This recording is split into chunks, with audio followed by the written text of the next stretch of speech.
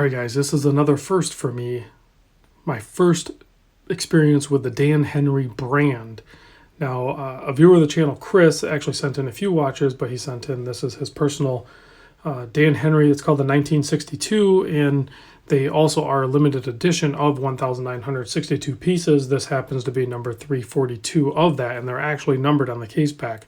So the whole thing with this brand and the owner of the brand, of course, there's a story there too, is the value proposition. So what you're going to end up getting is a watch that's very familiar to some pieces that basically you're not going to be able to get. They're like vintage pieces, and I think that's where, if I understand it correctly, Dan Henry basically initiated this whole project.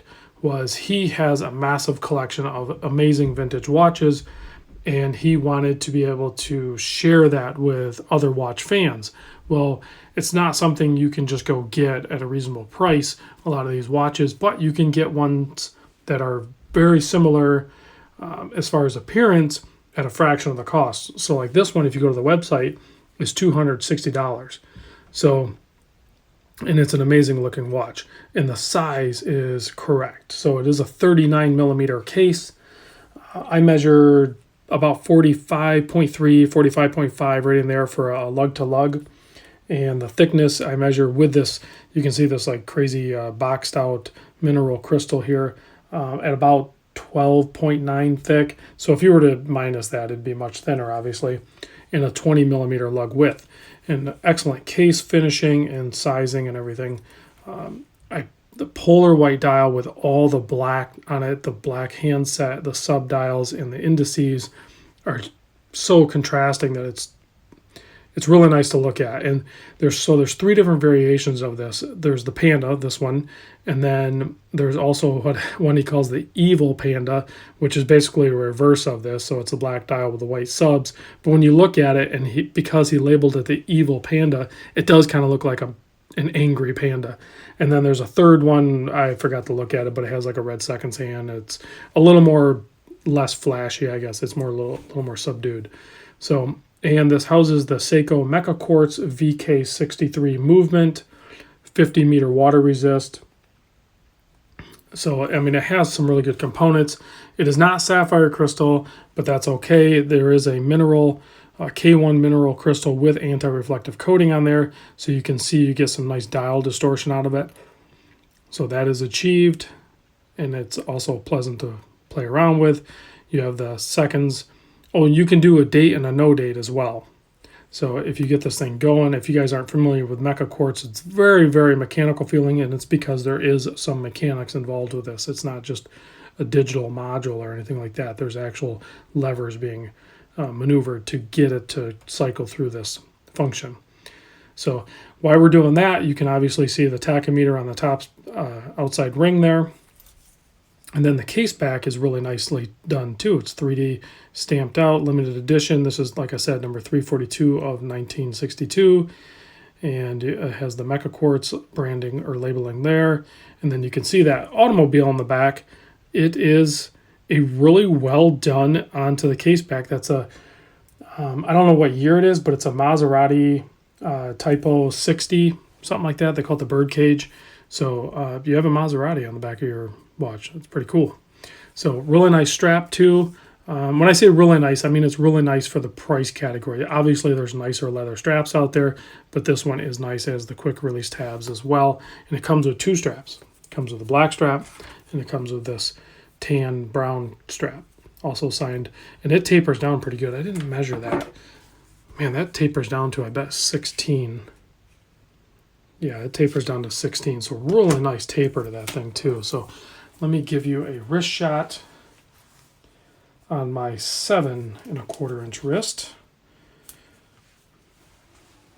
And it wears super comfortable. I don't think there's any need to like go searching for a different strap or anything like that. I would wear these until they wore out. They're a good enough strap right out of the box that they're going to be nice and comfortable. And I'm noticing now, like those lugs, they almost have like a little bit of a twist look to them. I'm a big fan of twisted type lugs. It's not as dramatic as some watches, but it has that visual effect going on there. And I'm not big into chronographs, but if I were to do a chronograph, I would easily do a Panda dial. I think they're stunning to look at. So this could potentially be an option for a chronograph for me. So, and then when you stop it and you reset it, it's going to snap back. Let's zoom in. So it's going to snap back like instantly. Boom. Like you can't even see it. You'd have to slow it down or something. But it snaps back right to 0, no problem. And just a great looking watch. So big thanks to Chris for lending this in. And keep up the work. Dan Henry, you're doing an awesome job. I'll check out some of your other watches here soon. The first mention I've ever heard of from Dan Henry was actually on a podcast called Two Broke Watch Snobs from Mike and Kaz. And I think they've met him. They went to the Worn and Wound wind-up event, and I think they met him there, and they had a little bit of an experience. I remember in one of their podcasts they were talking about the experience. They overheard Dan, somebody at the booth asking him, like, hey, where are your watches made? And I from what they said and what I remember on their podcast, Dan responded with, China, just like everybody else. So, like, instantly just shut down. Like, I don't know if the guy was probing to try to, like, insinuate that you have cheap watches made in China. It's like, all these watches are made in China. Like, the majority of them anyway. You know what I'm saying. Dan's not hiding anything. Like, he's making a really good, affordable watch. They're going to be produced in an Asian country. That's just the reality. So, big kudos for just being straight up and just doing your thing. His website looks well sorted as well. So I'll put a link to that down in the description. So if you're interested in the Dan Henry watches, I can honestly say there's no problems. Like, it seems like a really good watch. And from what I understand, Dan is a legit good dude in the watch community. So I'll see you guys in the next vid. I appreciate, you know what? I'll try to do a lume shot. I see there's like a little bit of lume pips around the outside. I'm not expecting anything. So, check that out. That's pretty sweet. The subdial hands actually have lume. I was not expecting that. It's not crazy good lume, but it does have lume, and it didn't instantly fade. That's cool to see lume on the subdial hands. Well done. So, I'll see you guys in the next vid.